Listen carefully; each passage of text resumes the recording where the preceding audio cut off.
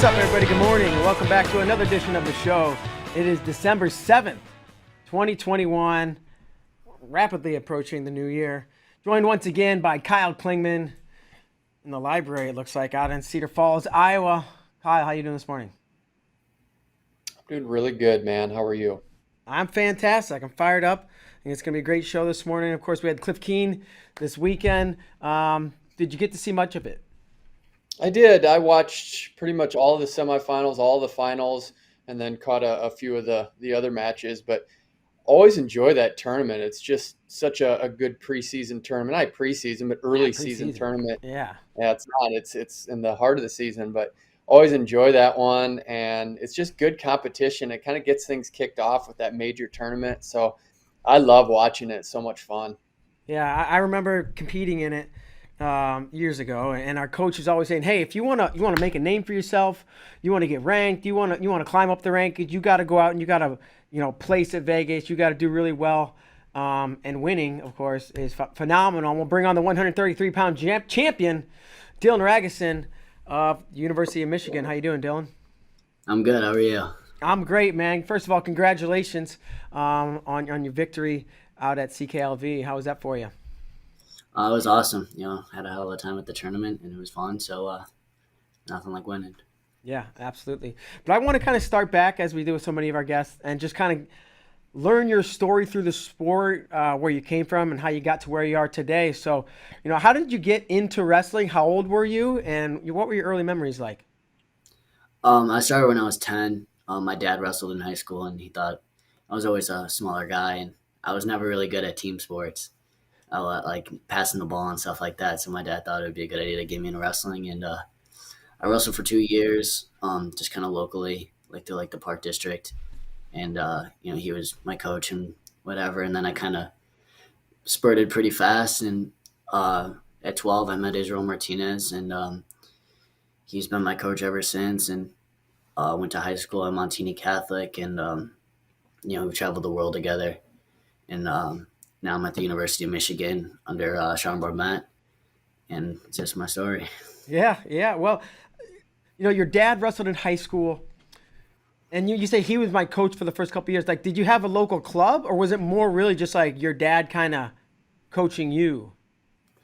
He wasn't really my coach, but he was kind of the crazy wrestling dad in the beginning years. We'd drill in the wrestling in the living room all the time, and I would be drilling moves on my sister and stuff like that. And so he was like my main coach. He kind of the neighbor. I don't know how that is, but I'll try to talk over it.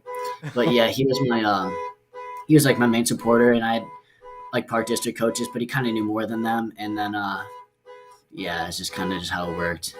Sure. It's really annoying, huh? Yeah. Somebody's down there breaking into the car. It's not your car. I'm trying to see who it is. I don't know whose car it is. Sure. Well, we'll do what we can.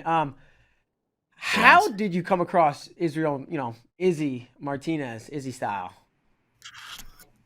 So I was wrestling for this club in the Chicago suburb area, and I started doing pretty well. I started winning a lot of events and doing well, and I kind of outgrew the club I was at and wanted to go find better partners and better coaching. And so one of my teammates, his cousin was Joey Melendez, who wrestles at UNC right now. And he was like, "Hey man, you gotta go with this guy. Like, he's the best."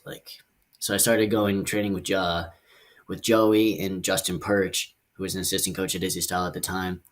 And then, started doing really well there and met Izzy just kind of through the club and through the program and stuff like that. And, we kind of clicked right away, and, we're kind of like he's my older brother now. What were your initial thoughts of Izzy? Oh, he's crazy. He's a wild man. No hiding it. Everyone knows. Yeah. I don't know. How did you, hey, I'm Izzy. Like, how soon did you be like, this guy's kind of crazy? In a good way. He's unique, but I don't know if you can pick it up the second you meet him, or was it after a couple practices or after some competitions or something else? Yeah, so it was after Kid State 1 year where I was going and started practicing freestyle and Greco, and I was training with Will Lawan actually now. but back when we were really young. And to drive 40 minutes to practice every day. And, he's like, hey, like on Wednesdays, we go to this one place in Schaumburg, which is right by my house. And he's like, that's where Izzy like actually trains at. Like, this is kind of just like a separate location. It was closer to their houses, but I wanted to train with them and stuff like that. And I was like, oh, okay, like for sure, like let's go. And then there was a practice one day. Izzy showed up, and I knew who he was and stuff like that. But I was a scared little 12-year-old. I wasn't going up to the coaches or anything like that. Right. And we were just jogging before practice one day, and like the garage door was opened, and jogging, we were running around, and I was like looking out the garage door, just seeing what was over there. He goes, "Hey, your head's down when you run," and I was like, "Oh boy!" Like right then and there, I knew like, man, it's gonna be a ride. And then just kind of just doing better at tournaments, and then just going to more and more practices there, and we just kind of just clicked, and fell off, came up with like a liking for each other, and it kind of just happened naturally, honestly. Like I started doing well, and I really liked him as a coach, and he took a liking to me, and it kind of just fell into place. So it sounds like even those first couple of years when you're like at the local club, you were starting to have success. It sounds like you had success kind of, I don't want to say naturally, but from the beginning. Is that accurate? Yeah, I mean, I was a stubborn little kid. I hated losing more than anything. Like whether it's just like a checkers game, or I hated losing, so I was going to do whatever it took to win. And so I kids events, I local area, I started doing pretty well. I don't have the story where like I lost every match my first year, but I hated losing, and that was my motivation. I hated it more than anything. Obviously, wrestling's a big part of your life. Anybody who wrestles at the Division One level, it somewhat consumes you.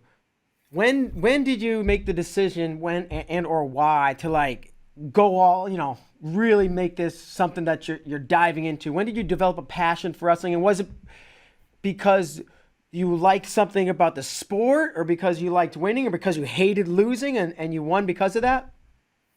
Um, so I think I was always like a smaller guy. Like I was never, and my dad would always tell me like, "Hey, like I'm sorry to break your heart, kid, but you're not going Division 1 in football, and you're not going Division 1 in basketball or all that stuff." And I was like, man, like whatever I did, I wanted to succeed at. Like I wasn't a kid that wanted to be average or anything like that. So 10, I liked the aspect of the sport where it was just one on one. I didn't have to rely on anyone like my teammates or anything like that. I could just go out there and it just be me, and I was I was capable of my own destiny. So that's what I liked about the sport, is just how like I could put in work whenever I wanted. I didn't need anyone to go train with. And that started at a really young age for me, 12, 13 years old. And after finding success, I was like, all right, like if I'm going to buy in, I'm going to buy in all the way. And so I, really didn't play any other sports growing up, and just committed my life to wrestling. That's awesome. When did you first understand maybe what the high school state tournament was? Understand or attend? Maybe you and watched it and you're like, oh, I see what this is. Um, when I was like 12, 13, I started, really getting into the sport, watching, paying attention to high school, college, um, stuff like that. And one thing that's like huge in the state of Illinois is the Illinois Grand March, which is like world renowned. Like everyone knows the Illinois Grand March is unreal. And I was like, man, like one day I want to be in that. And so like that's kind of how I figured out what it was. And I really didn't have an idea of like what really the state tournament was, or like I just wanted to be in that march, and I was going to do whatever it took to be in that march. So for those who don't know, what is the Illinois Grand March? It's like, so the parade of finalists. So like before your finals, you go out, you march around, and the stadium's packed. 10, 15,000 people, and you have a 1A, 2A, 3A. You all walk out, and then they announce your name. Kind of cliche. You go shake hands with the guy in the center, but just the way they do it, where they pack the State Farm Center. It's at the University of Illinois. Um, it's crazy. Like I was lucky enough to be in there 4 times, and just each time felt surreal. Like you have your sponsor with you. I was able to have my uncle with me through those, and it was just an unreal feeling, honestly. Like Fargo, like the parade of finalists is like people aren't really paying attention. Yeah. But like Illinois, I don't know, it's just something different. You're Can't really taking me explain back it. to my childhood, like going to Missouri State tournament and watching, and like, yeah, just these these emotions are coming back in my own head. So you saw the parade of finals. You said, oh, I want to do that, right? What did you set goals at that time? Like, I want to do that one day, or I want to do it 4 times, or was there goal setting along the way, or did you just kind of wrestle through things and you got there? That's where Izzy helped me a lot because Izzy understood me. He knew what kind of kid I was, and he was gonna push my buttons until like I went and got what I wanted. And he was like, hey, like you always talk about the Illinois State tournament, right? Like you want to win the Illinois State tournament. And I was like, yeah, I want to win the Illinois State tournament. And he goes, all right, then you got to commit your life. Like your lifestyle has to be perfect. You want to go win this tournament. And I was a dude that like took things seriously, and I just like I went after it. Like he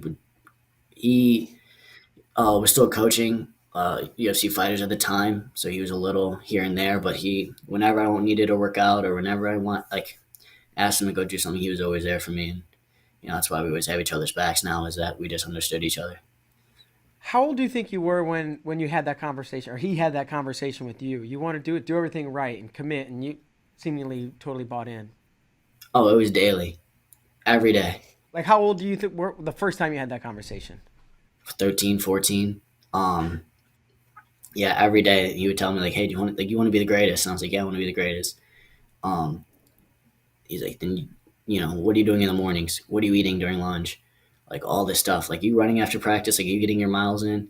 And like I would reflect and I'd be like, "Hey, I'm not getting my miles in, or I ate bad at lunch today. Like tomorrow I can't do that." And it was just daily, constant reminders. At 13, 14 years old, where he instilled like how to be great. He coached some of the greatest fighters in the world. He coaches some of the greatest high school wrestlers like to this day, and he doesn't care who you are. He's going to constantly instill what it does, to be great. And I took that to heart, and I still take it to heart. I call him every day, and it's just a special relationship where he reminds me, where like after I win a tournament like CKLV or play second at senior nationals or stuff like that, he's reminded, hey, there's still work to be done, and I need that. Like everyone needs that, I think. Yeah. So your first time in the Illinois March of Champions, describe to me. You told me what it was like to look at it and see it and what you thought. Now, put us in your shoes as you're going through that march and you're actually a part of it and how that felt. Obviously, nerves are flowing. Mm-hmm. I was one of the first matches, so they started at 106. I was 106 my freshman year, and so I'm just going through. I'm looking. I got my phone out. I'm recording, right, and I'm just looking at all the people. My heart's beating really fast. I got my family in the stands, and then I was like, man, I don't think this is good for me. So after I went out and shook hands, I left the Grand March. Like I left. I didn't wait for the other participants to be introduced. I went back and just sat by myself and just thought. And I thought that was probably the best thing for me at that time was just to get out of there and get out of the arena,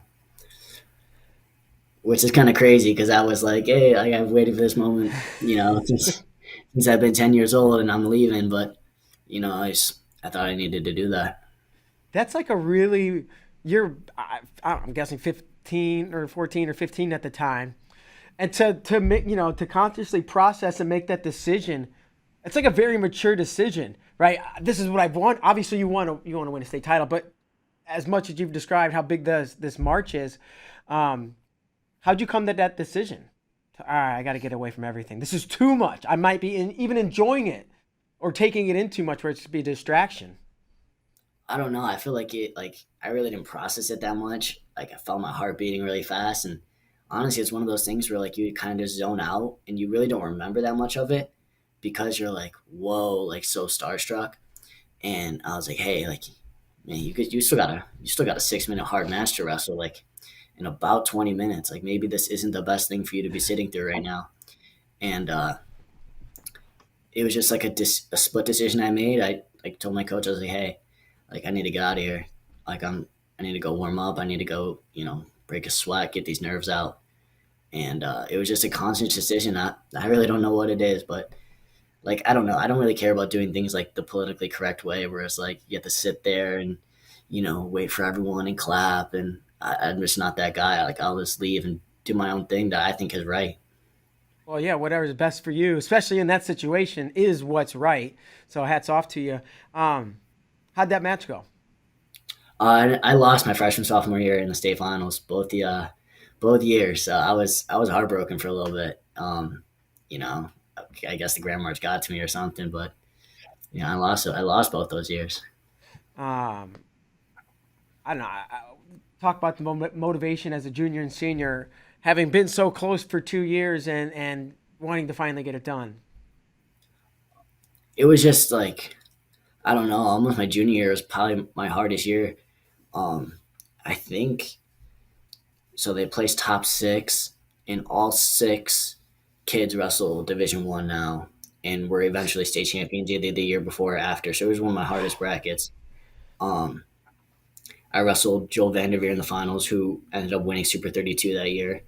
Um, and it was just like, man, like I can't be the dude that loses 4 times in the state finals, like. And then I was like, well, you can't just be the dude that wins it one time. Like, you were in the finals all 4 years, you're gonna win it one time.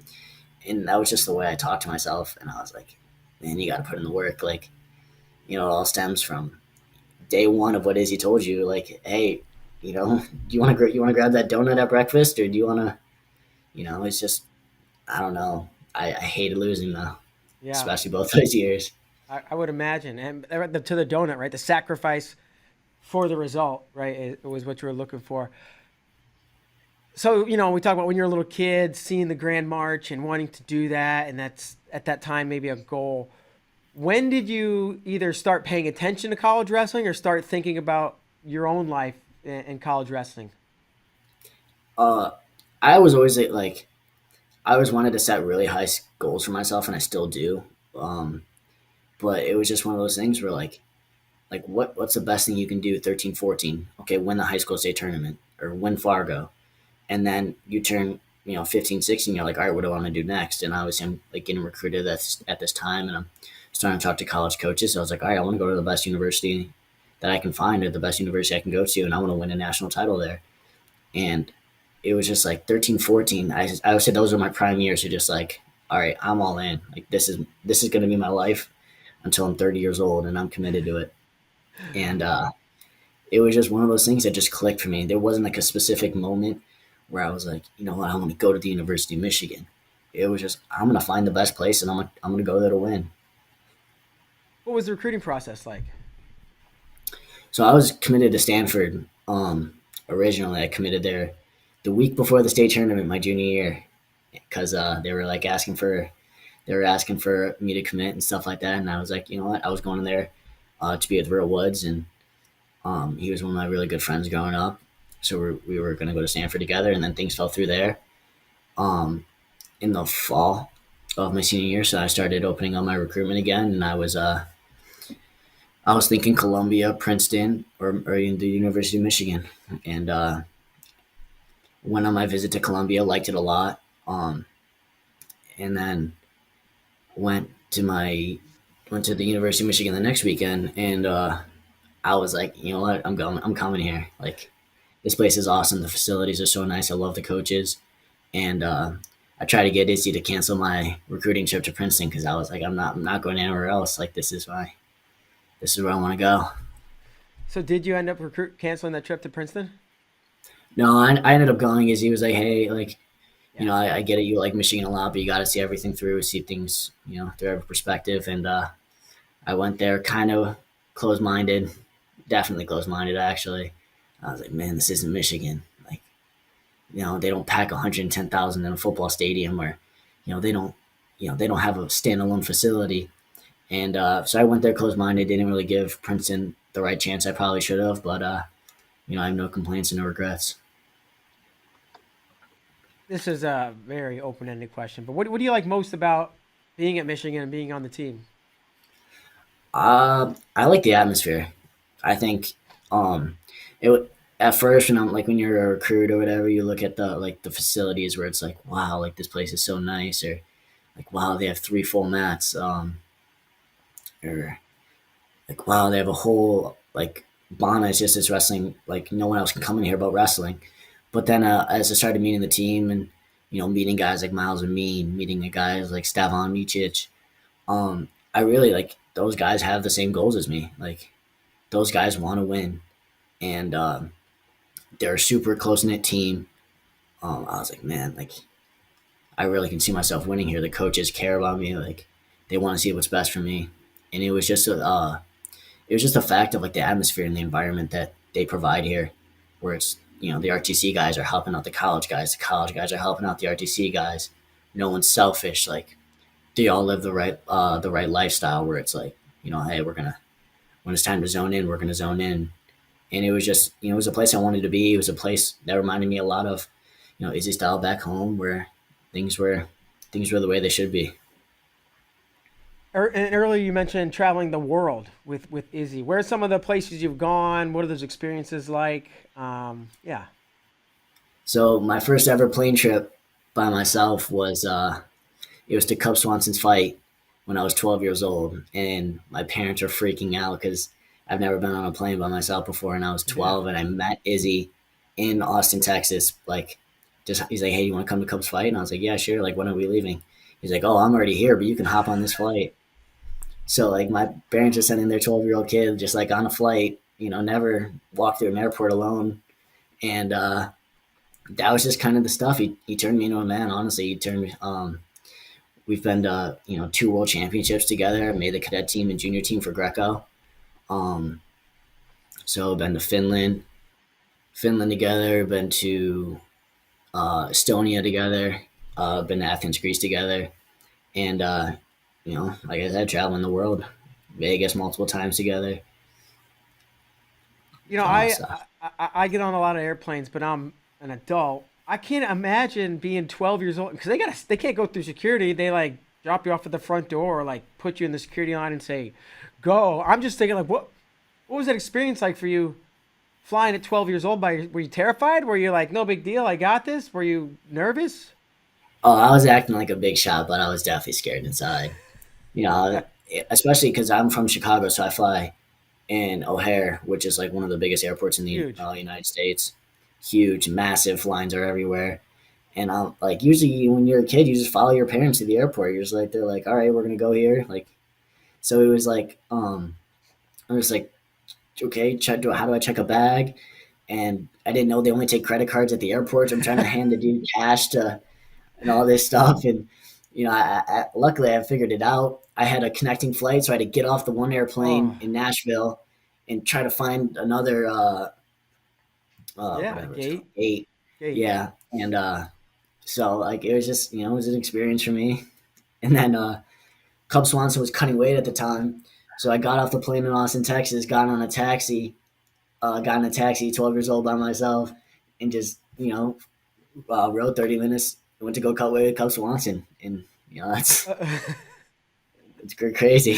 I'm like picturing Kevin McAllister from Home Alone, just like meandering his way through the airport. And I could just like see you with a backpack, like, 12 years old. I was 80 pounds. yeah, Like, oh, it was fun. It's a funny story. I laugh at it all the time. like, hey, little guy, are you lost? Do you miss your parents? You lose your parents? Yeah, it was an experience. Yeah. Any of those international trips stand out? Uh, Not really. It was cool to see my teammate Will One win the Cadet Worlds. Both times at Worlds, I really didn't do that well. In Greco, but it is what it is. Just spending time with my coaches, spending time with my teammates, just super cool experiences overseas. Sure. Let's get into this last weekend, right? Going out to Las Vegas. I think you were the 3 seed. What's the mentality coming in? Are you thinking I'm gonna come in and win this tournament? Or are you thinking I think I got a chance? Let's just see what happens. Where were you mentally approaching coming into the tournament? I mean, I was ready to go. I think I wasn't home for a while, and then I went home uh, over for Thanksgiving for a couple days. Excuse me, I was training with Corey Clark back in Izzy Style, Nice. and one of my main concerns was top bottom wrestling. Like hey, you're gonna have Chris Cannon this weekend. He's, pretty good on top, Yeah. but he's like, hey, you're pretty good on bottom too. And so he's like, hey, you can win this event, man. Like, don't sell yourself short. And it was just the motivation I needed. Um, Honestly, just a reminder that, hey, like, seeds are just a number next to your name. Honestly, rankings are just a number next to your name. And anyone can be beat any day. It's just, and I was prepared. I was ready to go. I had a good weight cut. Um, and I was fired up to wrestle again. I mean, it's Vegas. Cliff Keen, like, who wouldn't want to wrestle in there? Yeah, absolutely. Um, and then maybe compare. I know like the March of Champions and the state tournaments big. Compare before the finals of Vegas. Mentally, emotionally versus it could be your freshman year that March of Champions or any of those years leading into the state finals. I mean, I get riled up for every match. Honestly, like even like matches in the room, I'm just like my heart's beating really fast, like adrenaline super high. But I feel like every next step you take, like when you move up a level of wrestling, whether it be high school to Division 1 or Division 1 to like you're now an Olympic hopeful. I feel like it just keeps getting better and better.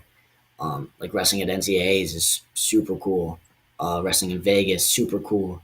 Um, so every time it just tops the Illinois State Grand March, it'll always be one of my favorite memories. But I could say now Cliff Keen finals are one of my favorite memories. Just my heart's beating really fast, adrenaline super high, emotions are high, and it was a super cool experience. Some people, and maybe you do too, right? But some people get nervous and I don't want to say fearful, but there's anxiety and fear that a lot of people deal with. But it sounds like you, correct me if I'm wrong, it sounds like you almost enjoy this, right? The heart's beating, the adrenaline's pumping. Was that be fair? Yeah, I think it's important to get like nervous before matches. I feel like if you don't get nervous, you almost really don't care. Um, so yeah, like I like to be by myself and just with my thoughts, and I'm one of those guys that just warms up on their own, and but I love it. Like I don't try to get nervous, but nerves happen, Of course. um, and it's just people that can conquer those nerves and go out and just be a gunslinger and just you know throw everything you got at them. Whether it's with Izzy or the Michigan coaching staff or your dad or whoever, conquering nerves, dealing with emotions, is that anything that you like conversations or sports psychologists? Are these things you've ever talked about or things you just kind of internalize? I'm definitely more internalized person. I really don't like to talk about my emotions or talk about my feelings. I kind of just try to conquer them however way I can, whether it be, all right, I'm just gonna go for a run and just no music or anything, just listen to my thoughts, or um, just laying in bed, just thinking. I feel like that's important. Writing stuff down is really important. I don't know. I really haven't been a guy that communicated too well, and um, maybe that's something I can look into. I don't really know, but I've never really done it. Sure. It's kind of weird, I would say. Uh, you know, I don't think it's that weird. Outside of wrestling practice or wrestling competitions or wrestling related activities, do you spend much time thinking about wrestling? And if so, are you visualizing moves? Are you just, is it a broader picture? I'm really curious about how people think about what they think, how they think, how often they're thinking about wrestling. I'm a huge advocate for watching film on wrestling.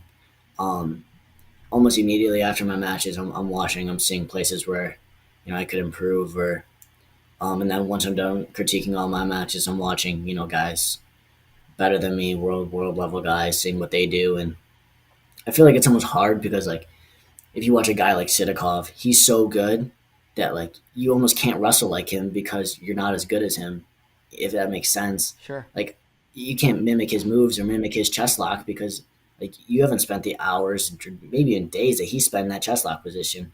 But I feel like it's a good reminder of like positions where you could improve, or like, oh hey, when's the last time I spent 2 hours in on a single leg at practice, right? and I'm a huge advocate for watching wrestling, watching film. Crazy story. So one day, our freshman year, Izzy sent in our team group chat a video of like Sergey Balaglazov in his technique series, and told us to come to practice with notes done and on it and everything. And now I told him a couple weeks ago at practice that hey, I watched technique on you. You're 2-on-1, and he's helping me go through it. And it's just crazy like how life just like revolves or like comes around to that because now he's my coach and we talk every day and he's crazy. Describe Sergey and what he's like. Oh, Sergey's the man. He's such a perfectionist. Like if you do a move a little bit wrong, he's not going to be like, "Oh, good, good." It's horrible. Like if you do a move perfect, it's horrible. And I feel like that's important.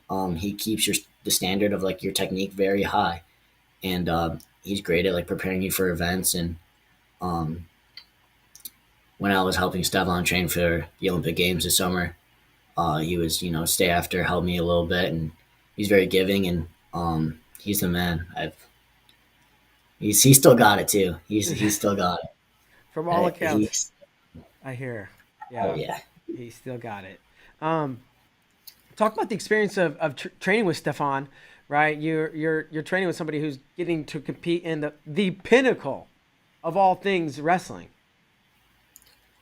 I think it helped me in way more aspects than you could ever imagine because obviously you're wrestling with Stefan, who's a technical masterpiece. He's so like zoned in on doing every move right and everything. But it also I had to watch guys like Otley, Ugaev, guys like that he was going to be competing against. So I was watching wrestling, trying to mimic their styles for him, and in return, he would help me out all the time. Like he helps me with my top bottom, clearing legs, and it's just a really giving situation where like there's not really much I can give him, like technique wise, but he helps me out so much with like finishing single legs and you know he texts me before matches, after matches, like hey, like you're out the back door, pull hole and hook that leg. Um, so he's a super giving person, and it's been awesome to work with him. And I've heard you reference watching film several times. Um, do you? I mean, obviously, clearly, sometimes you're watching it to. I guess how much do you watch to learn and break down and all that? And do you ever watch just sit back and kind of to be entertained? I definitely watch wrestling for fun.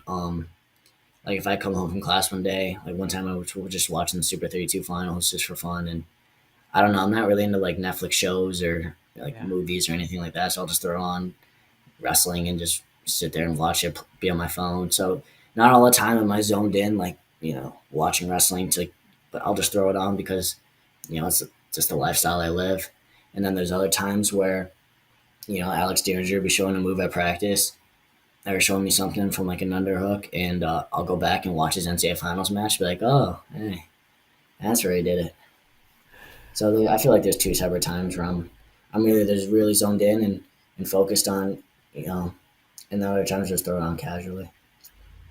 Some guys wrestle and they're good at it, and maybe they like it, but they don't like to watch it all that much. Or there's lots of different categories of people who wrestle. You kind of sound like a junkie. Are you a wrestling Yeah, junkie? yeah, yeah, It's always been for like sure. that. Yeah. I would say I All used right. to try to grab my mom and my sister and my dad all the time and just hey, let me show you what I learned at practice today, or hey, let me So it's just it's been my life honestly. Like um, I can't get enough of it. There's days where like I'm like, hey, maybe I probably shouldn't go in today and probably just take a day off, but it's hard for me. And at this point, I mean, anything can happen at any time, but you're in your head committed to wrestling till say 30. Yeah, I mean, there's nothing better than the Olympics of wrestling, and now that a guy like Miles went there, has had great success, won an Olympic bronze. That was super motivating for me. And I want to keep wrestling for sure. I think it's I really don't know anything else. It's my life. Tell me about it. All right. So this has been great. I've enjoyed this conversation. Kyle Klingman's patiently waiting over here. I'm going to let him have the floor. Dylan, we have a segment called Sweat It Out. I've actually been criticized by Mark on the last few that they're not tough enough, so I dialed it up just a couple notches for you. So if you're ready, I think you should get a couple at least. I hope so, but we'll see. Are you ready to play? I'm confident you'll get them all. All right, let's see how well I do. Number 1, who is the only 3-time NCAA wrestling champion from the University of Michigan? Mark Shirella. Oh, dang, where's my buzzer? You got it. Ding. Can't believe it. Number 2, where did am I Kevin playing against Jackson... Bader? No. I was going to say ding. Correct answer. Oh, cool. 1 for 1. Where did Kevin Jackson attend college prior to Iowa State? Oh, man. I don't know. Let's go with a hint. They no longer have a program, right? Correct. Yep. I'm trying to think. Nobody in their conference has a program, I believe. All right, so I'm thinking like SEC, like Alabama, Close. Georgia. Close. Louisiana State is the answer. Oh, I did know that he was wearing sweatpants from there like a couple days ago. That's awesome. That's bad on me. All right. Good question. All right, number 3. Number 3. What famous Michigan wrestling coach has a product line named after him? Cliff King. Yep. You said that as kind of a question, but it doesn't matter. What? You got the right answer. All right. I was thinking. I want to know if it was like Tom King. No, you got it. No, Yeah. Trust your instincts. Trust your instincts. All right. What University of Michigan star won a silver medal at the 1986 World Championships?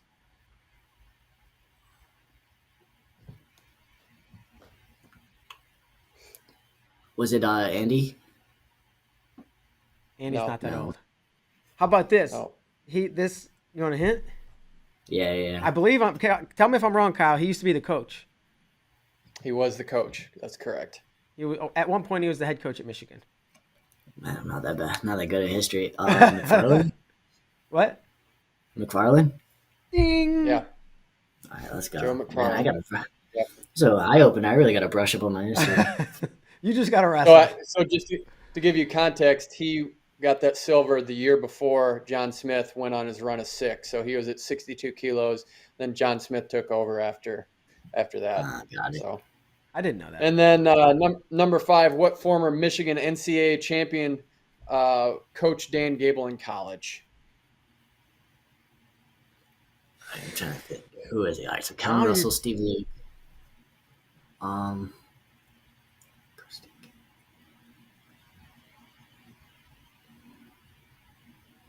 Oh my God, this is embarrassing. I have no idea. His name was Harold Nichols. Harold, no, there's no way I was getting that. All right, let's do this.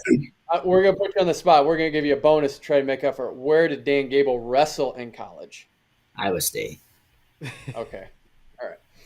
I was gonna see if you were gonna say Iowa, just as a, just try to trap you a little bit, but you got it. So nice job, though. I mean, you did pretty good. 1 out of 5 or 2 out of 5? I don't know what I got. No, you got 3 or 4 out of 5, right? 4 out of 6. Yeah, you got 3. Yeah, 3 Right, not bad. 4 out of 6. Yeah. We'll take that. So Passing grade. I'll brush up. All right. Next time he's gonna throw the heat at you. He threw you All right, I'll be ready. fire, but the next time it's going to be heated. But that's going to do it, Dylan. We are run to the end of the line. Man, I really appreciate you coming on. It's been very insightful getting to know you, your personality, how you think, what makes you tick. I want to give you the final word, though. Anything you want to say, words of motivation, a joke, see you guys later, get out of here, anything you want. Shout out. Nothing. Just I'm excited for this year. I keep saying it, but Michigan wrestling, we're coming for that national title. And people think that Iowa and Penn State have it locked up, but there's a team in Ann Arbor that we're ready to compete and we're ready to go. So we'll see you guys in March. Awesome. But well, actually, I see you in January 3rd down here in Austin, Texas. You guys are taking on Arizona State. So I'm excited for that one. Excited to see you. Best of luck to you the rest of this season, and have a good one today. Thanks so much. Oh, thank you. I appreciate it. Thank you for having me on. Yep. Take care. All right, Kyle. That's gonna do it. Another solid one in the can with Dylan Ragusin. I thought it was great. It was. I remember watching him in high school, and it was really fun to see him translate that into college. And I remember him wrestling at the U.S. Open in Coralville, so he has a long, bright future. Yeah, that's going to do it for today's show. Come back same time tomorrow with Kyle Klingman. I'm Mark Bader. Thanks so much for tuning in. We'll see you next time.